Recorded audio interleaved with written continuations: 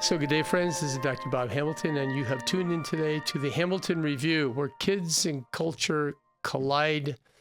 Such a pleasure to have all of you here today. It means a lot to me because I know what you're doing. You're busy people. You're running around here and there, everywhere, trying to get your kids to bed, trying to get them up in the morning. That's even more difficult.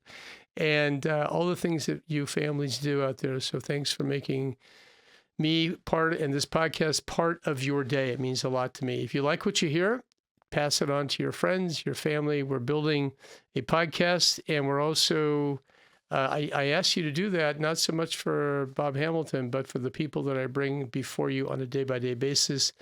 Today, it is really exciting for me to have again on my show someone who was with us a while ago for his book, Glow Kids. He's written a new book. It's called Digital Madness. And his name is Dr. Nicholas Kardaras. Dr. Kardaras, welcome to the Hamilton Review. Thank you for having me on again, Dr. Bob. I appreciate it. I'm not going to go through all of your accolades because in your whole your CV because it's too long, and I want to save the time for you. But just friends, let me know. Let me say this: that you should know that Nicholas Kardaras is highly successful. He's done lots of things.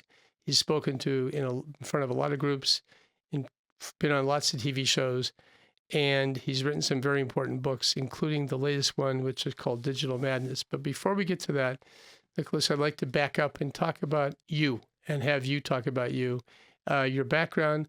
I'd like you to also talk about your dad because you began the forward of your book with a conversation about your dad. And I think this is important, if nothing else, to pay tribute to your father.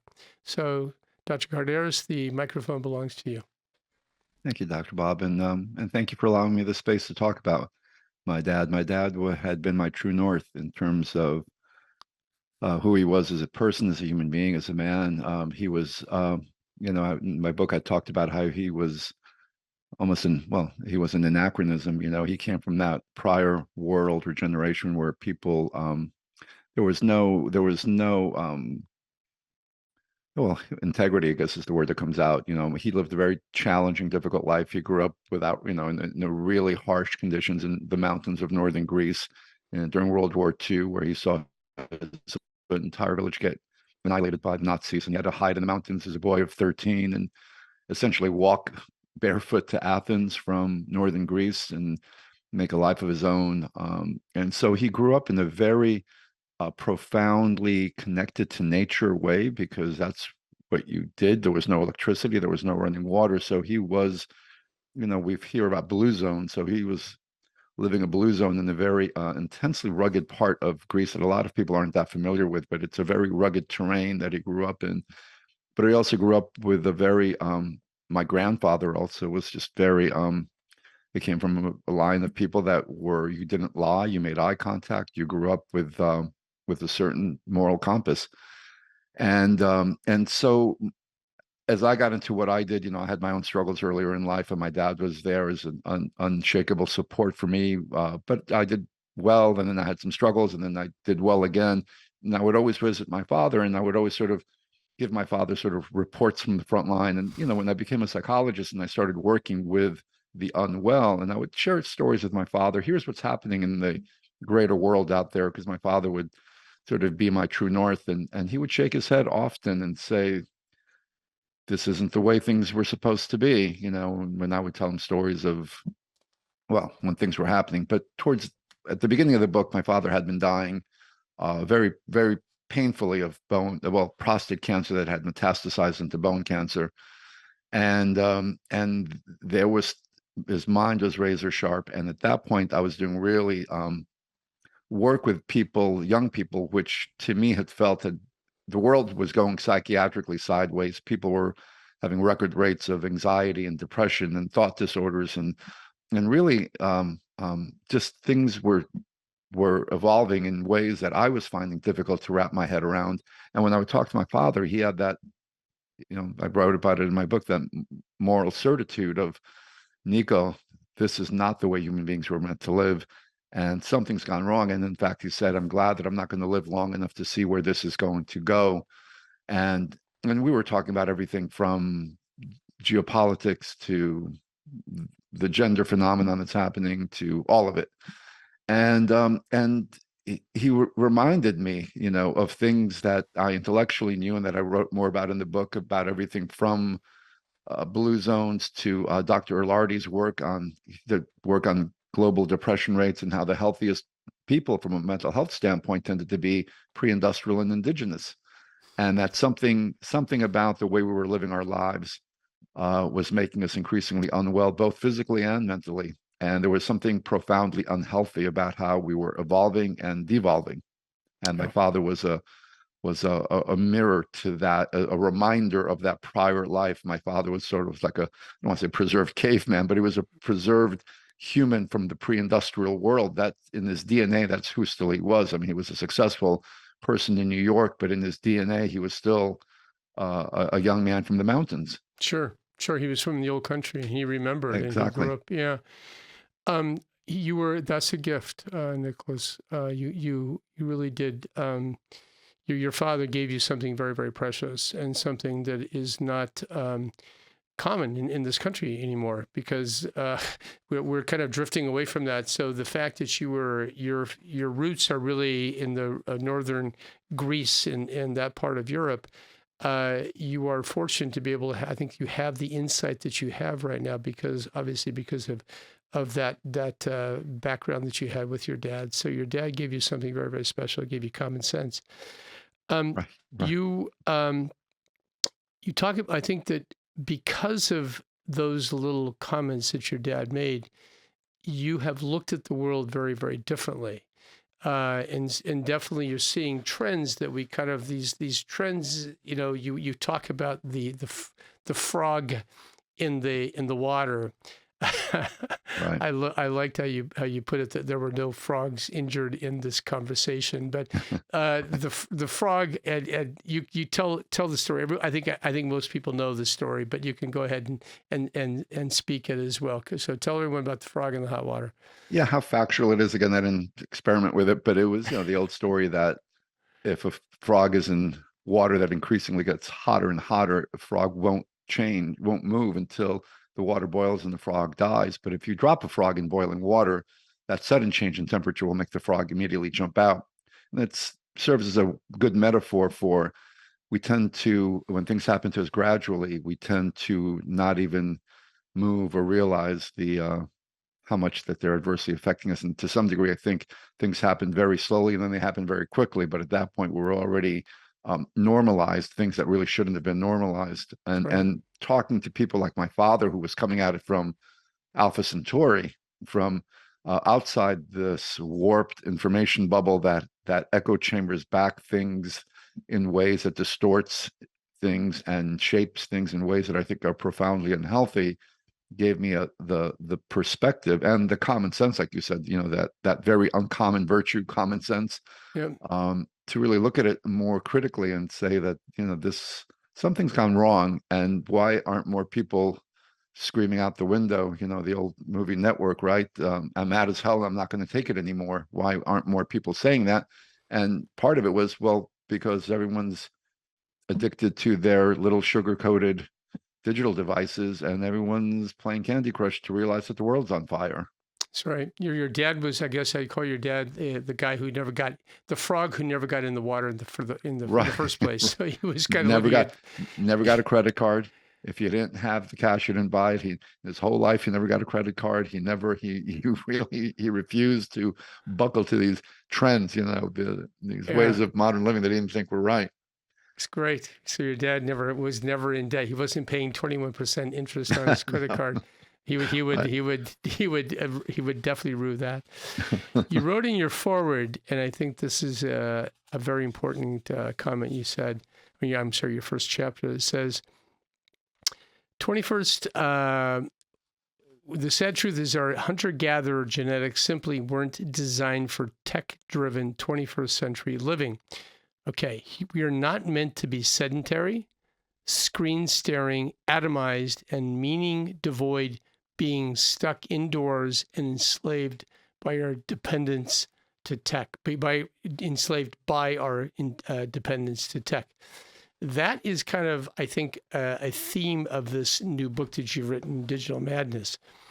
I can't agree with you more. The fact that we have kind of moved into this, and is a sad picture when you actually put all those things next to each other, atomized, meaning devoid. Um, what's happening? Let me just say one thing for friends. Nicholas wrote a book called Glow Kids a couple years back, and he talked about what was happening with kids who were looking at devices and all of the sequelae that happened when all they did was spend their whole day looking at screens and doing video games. This book, Digital Madness, you're really kind of taking on a bigger picture here. Nicholas, you're kind of diving into maybe going to the right of the heart of the beast, if you will. But how is it the frog in the hot water here that got us to where we're at? What happened here? I'm sorry, what was the last part, Dr. Bob? So what happened here? I mean, we went, Yeah, we're sedentary, we're screen staring, we have yeah, become these people that we really don't want to be. And I'm curious yeah. to know how this happened. Well, I think, the part one of the playbook was habituation. Part one was get people habituated to these devices for what seemed to be monetary purposes, right? It was the best way to monetize us was to get us addicted to the devices, and it seemed pretty simple. And so when I wrote Glow Kids, a big part of the battle that I had to do afterwards, even within my own clinical community, was can devices be habit forming? Is this a real addiction? Is this a real disorder? And asked and answered. Now it is an official disorder, at least in the ICD-11, the World Health Organization has at least gaming disorders made it into the over the fence and as an official diagnosis. And of course now there's social media and everything else. But play step one in the playbook was habituation, and initially it was, whether it was by design or by accident, was what was, as you said, the sequelae of that habituation. And so we knew that depression and anxiety, that the more you were sedentary, because we know that the natural antidotes to depression are physical activity, raises endorphin levels and oxygenates the brain. And we know that socialization, face-to-face interaction, or also as a psychologist, when I'm prescribing somebody that has mild to moderate depression, it's move a muscle and get connected to people, because those are the two non-pharmaceutical antidotes to depression. But if you look at what essentially screen time does, is it makes you sedentary and it makes you isolated, or what I said, atomized, but under the illusion of connection. Because that was the great promise of social media. The great promise of social media was social species, social media. It was the promise of connectivity. It was going to be Yeah. like this Yeah. wonderful marriage of chocolate and peanut butter, and we were going to be this wonderfully uh, lubricated, connected society. And so, what was really fascinating, what the data is now showing, is the younger the generational cohort, the more connected they are digitally, the more unwell they are psychiatrically. So when you go from baby boomer to Gen X to millennial to Gen Z, the younger the cohort, the more anxious, the more depressed, the more self-harming, the more all the psychiatric metrics get higher and higher. And it's the older folks that are better, or at least from a psychiatric standpoint. And that correlated with Ilardi's work with depression, with pre-industrial and more tech-free societies, everything from the Amish to the Kaluli in New Guinea, studying some of these peoples that had not fallen victim to the siren song of technology, Sure. and they were profoundly much more mentally healthy. Specifically, they looked at the Kaluli in New Guinea for 10 years, over 2,000 tribesmen. Not one of them was clinically depressed, even though they had extraordinarily difficult lives. But yet they had, and Dr. Ilardi identified a handful of things that were the depression immunizers. They were much more physically active, socially connected, higher omega-3 diets, much more immersed in nature. And all those things have been obliterated by screen time. And so was what I started seeing. But then the bigger picture of the puzzle was um, accident or by design. Yeah. Is this just greedy folks that were trying to make money and oops, we've destroyed the society? Or was the habituation and the breaking of our mental health part of the enslavement? And I used phrases like Stockholm syndrome and digital Stockholm syndrome, where not only did we become enslaved to our Netflix and live streaming and gadgetry, but we've deified and glorified the people that have enslaved us. They become iconic cultural icons from Steve Jobs on down. And Yeah. so, So true. yes, certainly I have some more tends to be kind of the battle cry for those of us who are enslaved. And from an international geopolitical, the irony is, while we've become digitally enslaved to our devices, there's a thing that I talked about, tech colonialism, where third world peoples are now being exploited and essentially enslaved, literally from poor 6-year-olds in the Congo that are mining cobalt so we could have our lithium batteries, to Chinese factory workers at Foxconn who are committing suicide at record levels. So they've been physically exploited so we can be psychologically enslaved. And so Yeah. there's all that. You, this, your comments kind of segue into another thing that you talk about, and that is the tech oligarchs. Mm-hmm. You mentioned some names just now, but I do think that you talk a little bit about this idea of and let's just get into this. I think it's important. This is a big part of your book, is this idea that there's money behind all of this stuff. There's a lot of money. In fact, some of the richest individuals in the entire history of the earth are living now, and they're living this incredible wealthy. They wield phenomenal wealth and power because of the tech boom.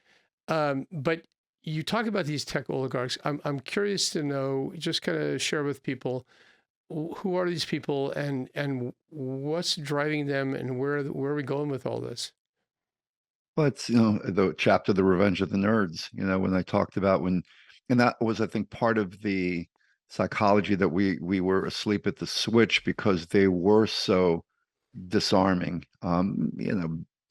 Bill Gates with his howdy doody hair, these were not Gordon Gekko folks. These were not sort of they didn't fit the profile, or they didn't fit, I wrote about it in the book. J.D. Rockefeller looked like a mean industrialist, Yeah. carpetbag, and what I did talk about was the richest men in the world back then, like the J.D. Rockefellers of the world. They controlled an industry, oil, a commodity rather. And while these folks control, they're the gatekeepers of everything. It's information.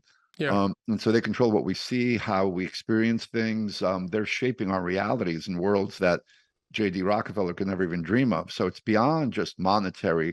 They have more power, real power, in ways that were never conceptualized before, because they can drill into our minds. They used to say that, if you were stuck in the gulag, or if you were in maximum, if you were in max, supermax, you were free. You were still free in your mind. Even no matter who, from Solzhenitsyn on down. But now we're not free in the realm of our minds, because our minds, there's been a hole drilled into our heads, and digital media has permeated. And whatever the agenda is, now we're seeing things like TikTok news and everything that's, whatever the mind shaping you want to have happen based on predictive algorithms, or whatever the agenda is. But I think so. We fell asleep because these innocuous looking, the AV squad, all of a sudden went from out of the garages of Silicon Valley, and in Bill Gates's cases with Seattle, the goofy looking nerds became more and more powerful. And then eventually, when they became, they were the anti-hero, because at the time, big tech used to be IBM and Hewlett Packard. These were sort of corporate monoliths. Yeah. And so the kids in the garage, the Google boys, Sergey Brin, Larry Page, the nerds, no one, kind of people rooted for them. There was sort of a psychological, oh, these are the good guys. These are the guys fighting the big, the underdogs. the underdogs. Yeah. Exactly. They had the underdog archetype. But then once in power, and I think once they were able to sort of see, to me, it became more and more obvious that it was more than just about more money. It was more than just about greed, because I wrote in my book about hubris and God complexes, and I think once you're at that level, once you've realized that the power of technology, you've been able, and let's give the devil their due, with technology, there were a lot of advances that happened. There was a lot of medical advances. There were a lot of Totally. technological breakthroughs that were incredible. Yeah. But here's this handful, 5, 6, 7 men who essentially realized through the power of the wave of our technological wand, we can solve any riddle or overcome any human obstacle that humanity has faced. And so I think once they got enough money in the bank, I think that became a necessary ingredient to what seemed to be a larger purpose. And that's when, I did write about in my book. Once you've gone to that level of God complex, once you believe that you can control so much resource, the ultimate riddle that's I think haunted humanity has been our own mortality, and enriches our history with people that have tried to overcome deaths. And we have vampire stories and Ponce de Leon and all sorts of people that try to find fountains of youth. And we're a youth obsessed culture. We're a mortality fearing culture. Sure. What the psychologists call thanatos anxiety. And that's been, if you read Ernest Becker's The Denial of Death back in 72, 73, that's, according to Becker, that's shaped our entire culture. Our human beings, according to Becker and Kierkegaard, were uniquely in the realm of, we were able to touch the angels, but we were standing in dirt, and profoundly aware of our own mortality, while we were able to conceptualize the heavens and immortality, but never able to reach it before. And I think some of the tech oligarchs, and this was not stuff that I was conjecturing up. I started reading that it was where they were putting their money, and they started investing in life extension companies like Calico and companies that were, and from what I understood, because there was talk of a thing called the Singularity, and the Singularity became all of this mythical thing that was talked about at high levels in the big tech world. And the Singularity was this sort of mythical state of man-machine merger, or sort of an AI, a cloud-like state, where essentially would be the next stage of human evolution. I guess you would call it transhumanism, is what some people call it. The transhumanism movement.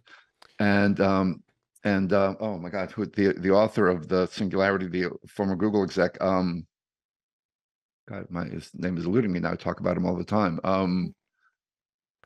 The Singularity is near. The author of the Singularity is near. Is the high priest of this transhumanism movement, and who Bill Gates has said is his guy. I mean, they've said that. Oh my God, why can't I remember his name right now? I'm having a senior moment. I can't remember his. I'm thinking while you're thinking of that name, there's a guy named Peter Attia who I happen to like. Peter Attia, who has a book out there called Outlive, and this book is basically about longevity, and he talks about and by the way, I've read his book, and I like Peter Attia's book, but it is about this this whole idea of living much longer than most people ever thought about living. He talks about centenarians who are living well into their hundreds. He's also he's showing people how to do it, and he's if you know anything about Peter Attia, but he's quite a guy. But anyway, the name of that guy is Ray Kurzweil. I got the name. Okay, Ray Kurzweil was a senior Caltech senior guy at Google for a very long time, and Thiel was part of that movement. So they've all. So from what I understood, what I'd read, and Ray Kurzweil writes in his book, The Singularity is Near, there's such an hubris in that he's asked in one interview, they asked him if he believes in God, or if God has been if God has been invented, and he said, not yet. Meaning that we're going to become God, essentially, that when we get to this transhumanist state, we will become God that fills the void of the universe. It's kind of insane stuff if you look at it, but again, you can almost see from a psychological through line, where these guys are coming from, because they were able to achieve quite a bit with their little handy dandy technological swords. So what I understood, they were investing in biological life extension because the playbook was, we have to make it to 150, like Thiel, 150, 175 years old, because we're a couple of decades away from the AI version of transhumanism, where there could be this merger. And so it was stay alive biologically long enough. And so that's why Sergey Brin and Larry Page had invested $25 billion into Calico, which was a company to really do all sorts of work on telomeres and all sorts of biological life extension techniques. They became obsessed with it. And if you read about it, they become obsessed with it. And then their tech companies just became machines to produce resources to get to this holy grail of this transhumanism mountaintop, which isn't promised to all of us, of course. Now, this transhumanism is going to be only for the folks who can afford the admission on the plane. And it's ironic that the tech billionaires also are competing to get off the planet at the same time, right? So you have everybody from Branson to Bezos to Elon Musk are going off planet, because it's almost like a paranoia that they understand that our clock here is ticking on this planet, on this mortal coil, and what can they do to defy that? So let's build some rocket ships to get to Mars. Let's create an AI cloud that we can merge with and copulate and populate with. And what I wrote about in my book is how foolish of them to think that if they do invent, and again, it's not AI, so it's artificial generalized intelligence, because you can have an AI, refrigerator that's just functional. They were talking about consciousness. And if they did create AGI, artificial generalized intelligence, which is sentient self-learning intelligence, what makes you think that they want to merge with you, a limited biological container? It's this idea that I'm going to invent this perfect, if you're a heterosexual male, I'm going to, like, what was the movie where the two boys invented the perfect woman? It was Kelly LeBrock. It reminds me of that. Here are these knuckleheads who think they're going to invent this perfect mate, this AI mate, and what makes you think she's going to want to mate with you?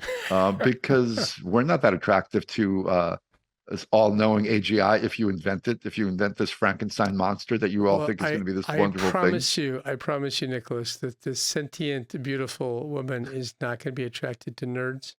Okay, all right. I'm just telling you. They're going to go to, they're going to find their way to Schwarzenegger or somebody else. They're going to not going to kind of be hanging around, these guys.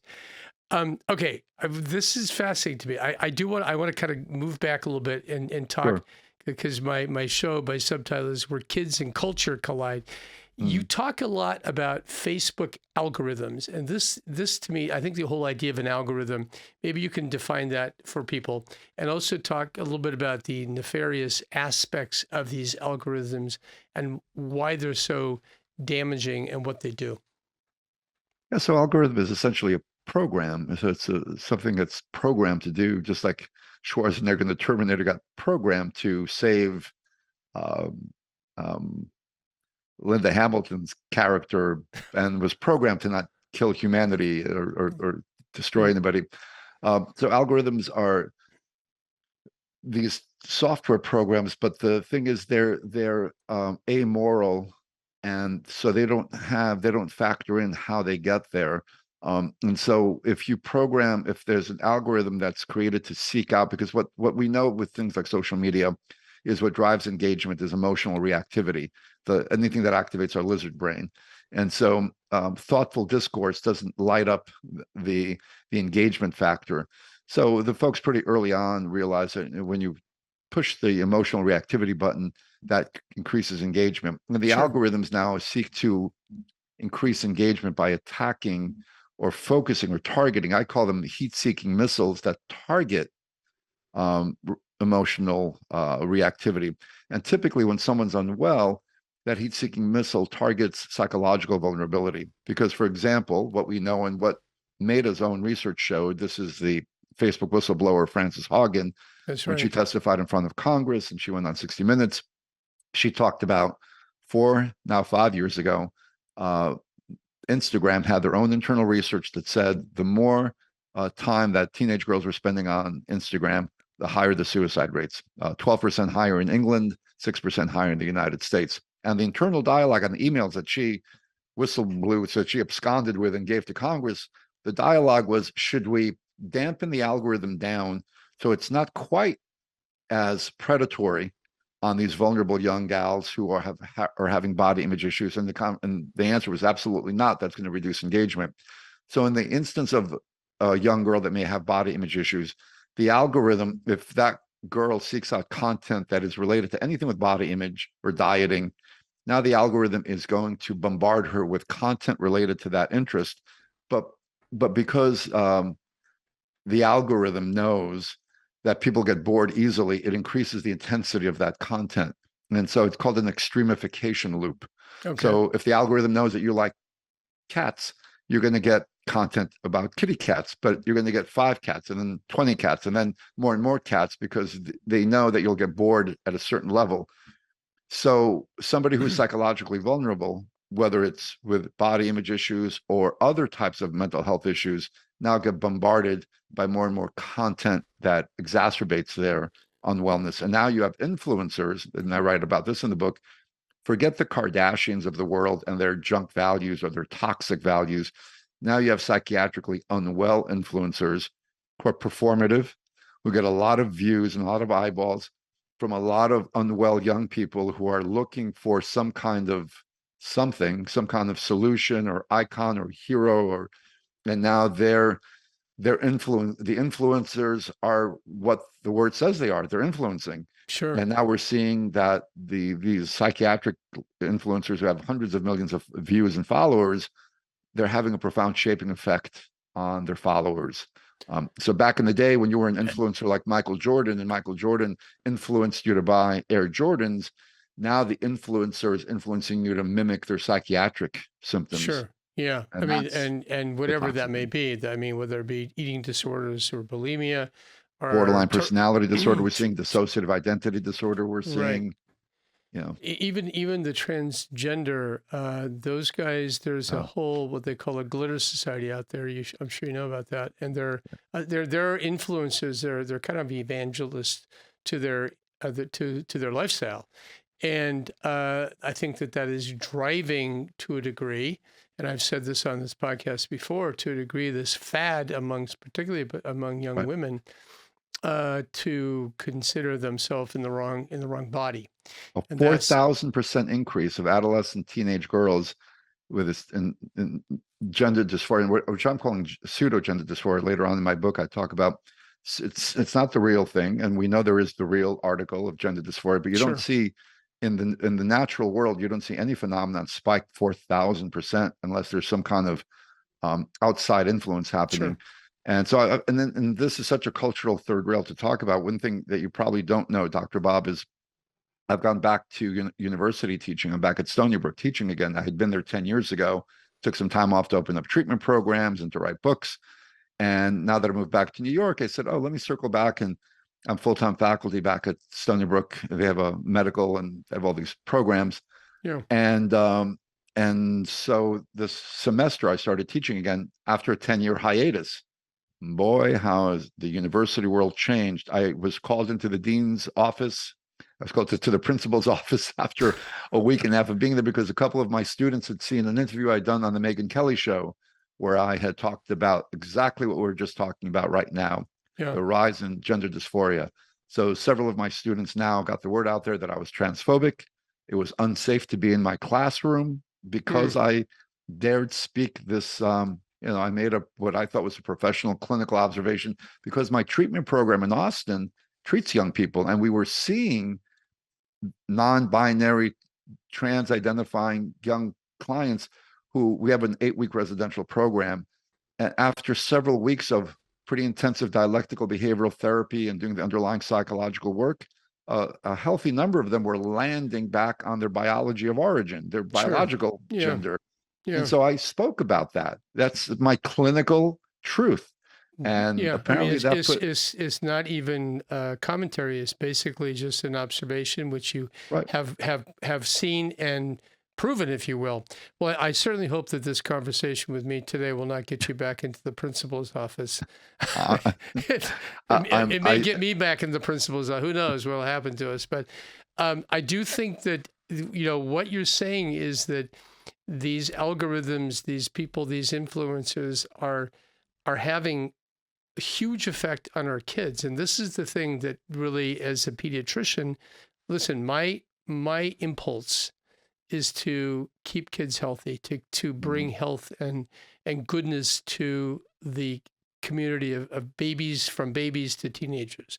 That's my job as a pediatrician, both from the perspective of the body, obviously, and also from the perspective of the health emotionally, spiritually, emotionally, every other way too. That's kind of what I believe my vision is. It troubles me that these kids are getting ripped off. I'm telling you, it bothers me in a deeply profound way that when I see these. And by the way, there's always money behind all this stuff. You know that there's money behind these Facebook algorithms. We know that the more engagement, when you say more engagement, I just substitute the word engagement for more money. There's more money behind it. When I hear about 4,000% increase in transgender confusion, I guess, or people calling themselves a different gender than they were born with, I look at that and I see money behind that. Money both in terms of medications and possibly Surgeries. And the gender affirmative healthcare industry, multi-billion-dollar industry now, which apparently is driving major university hospitals like, not Villanova's, the Boston Children's. Boston Children is the big one, and the one in Nashville, Vanderbilt. Vanderbilt. Thank you, Vanderbilt. A huge source of their revenue is this gender, and it's so euphemistically called gender affirmative healthcare. I can't stand when, you don't call something what it is, but this gender affirmative healthcare. So then the narrative becomes, how can you deny healthcare to children? And when most, I think, reasonable, thoughtful people will say, if indeed this might be a transitional fluid confusion, should we be doing irreversible types of, because even the hormone, as you know, the hormone therapy is not without its lifelong consequence. And certainly if you're doing invasive surgeries, it's with lifelong consequence. So shouldn't we at least pump the brakes on the age of consent for this? But now the laws are changing where you can't even notify the parents. In the state of New Jersey and suing 2 school districts because the schools notified and weren't even older teenagers, the 15-year-old's parents that the child was transitioning. That's where it becomes real Big Brother state-like, where this sort of I can understand that if the argument was made that there's an abusive parent, because if you take this argument into the extreme, and some young person wants to come out as gay, and you find out that there might be some physical harm that might come from the family, and you want to protect the child from some physical harm from the family, but there's no burden of proof for that. Now it's any family member that you can't tell them. The school doesn't have a right to tell them. And the child can start transitioning with the support of a misguided guidance counselor or a social worker, and the laws on the side of on the other side of the parent on this one. It's hard for me. It's hard for me to swallow that, and it's hard for me to understand why a responsible government would even consider that, taking that kind of rights away from parents. But I think I live in your father's anachronistic universe, because this is something that has come upon us very, very quickly. But why? But Dr. Bob, why has the AMA, the American Pediatric Association, why have they leaned in the direction of what we're talking about? They, as the adults in the room, you would think that the rational, reasonable people would say, wait, this, because the largest gender affirming hospital in London shut down because of the lawsuits that were happening. That's right. And Europe is beginning to pump the brakes and say, you need to be over 18 if you want to have these kinds of issues. But why here in the United States there are larger medical bodies? I do have I think a partial answer to that. By the way, the lawsuits that you're talking about that are happening in Europe, they're coming here too. I promise you. Yeah. They're going to happen because there are kids who are young kids who are impressionable. I always like to say, remind myself, Nicholas, when you were 15 years of age, a young kid, 15, how much common sense did you have? Right. Not a lot. Zero. I mean, in my case, I I tell people it's true. I just barely potty trained. Okay. But anyway, but the reality is that the lawsuits are coming. But to answer your question, why the AMA, why the American Academy of Pediatrics, I'll tell you why. Because the people who run these organizations are not the people on the block, taking care of kids. They're academicians, many of them. They're also people who have a lot of free time. They're people who lean very, very far in one direction politically, and they control the organization. So when the American Academy of Pediatrics comes out with recommendations or things that they're just things that, their proclamations. This is not representing, I think, the vast majority of the membership of these or of AAP. And the American Medical Association, by the way, is withering. The number of people who are actually in that organization who are doctors is a fraction of what it was even a short time ago.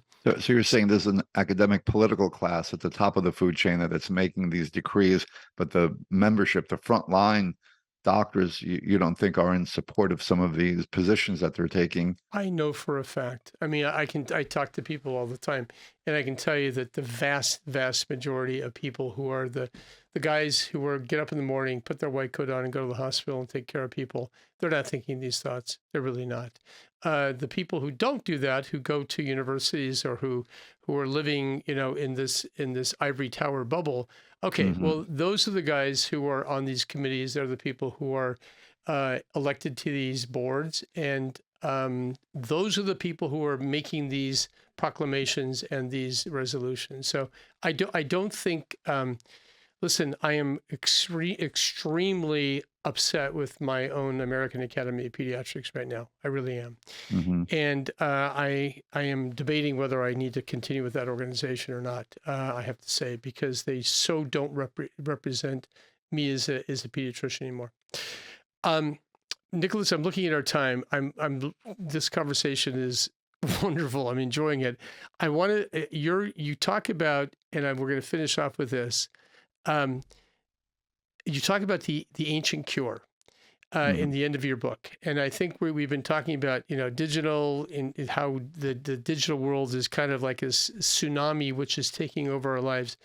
But you talk about the cure, and before we leave everybody in a funky, depressed mood, I want you to kind of give us a little bit of your thoughts about how to kind of pull this thing back and push back the wave. Yeah. So part of my narrative is the antidote to the modern is the ancient, and some of the ancient wisdom, which has stood the test of time. We need to sort of, my opinion from the work that I've done is we need to gravitate back towards that, because that's what's been vacuumed out. So when you look at what social media, which creates an emotions economy, and it's an emotions economy based on reactivity and hysterical histrionics, it doesn't live in the realm of what we would call reason and critical thinking. And when we start thinking reason and critical thinking, well, there were some folks who had talked about those things in the past. And I am biased because I'm Greek, but the ancient Greeks talked about reason as almost a transcendent tool to understand reality in the world, and to use critical thinking as an analytic tool to understand the social and political and interpersonal landscape that we live in. So I talk about really helping our children embrace the archetype of the philosopher warrior, and the philosopher who is imbued with a sense of critical thinking, ethics, compassion, reason. And when I mentioned the warrior part, here we think the Spartans and some of that world, but grit, resilience, some of the things that are also evaporating in the digital age. I work with young people like you do, and I am astounded at the low, what we would call in my field of psychology, the low distress tolerance of some of these young people. And this is what led to the much mocked safe spaces, trigger warnings on the college campuses. We developed a generation of young people that were so bubble wrapped and coddled and immunized from having to deal with people with opposing viewpoints, that by the time they land in the university classroom, they can't handle uh, words and thoughts and language that is dissonant to anything. So it's well, that's the book written, Anti-Fragile. There's a fragility there, and Yeah. so these are turbulent waters we're swimming in. So we have to teach our young people how to be better swimmers. That's the end, and so part of that is exposing them to that. Now, I've happened to have worked on a curriculum. Florida's very evolved. Florida Governor DeSantis signed into law. I was an expert witness in there. They had 2 days worth of hearings to try to defang social media. So they've banned social media in schools K through 12 in Florida.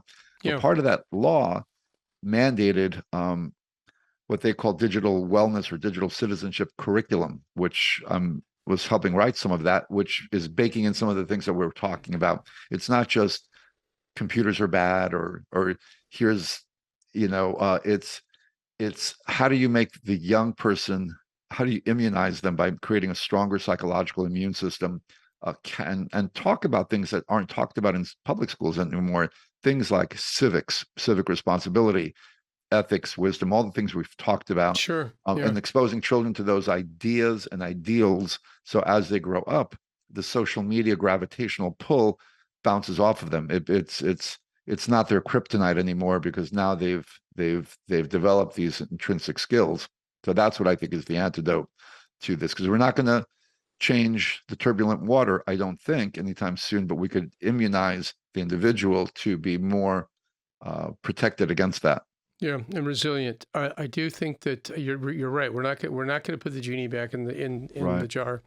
It's going to be, you have to raise kids and people who really can say, who are critical thinkers, and that's something that I do think that has become less of a reality in the world. You quote Plato. You mind if I read Plato for a second? Sure.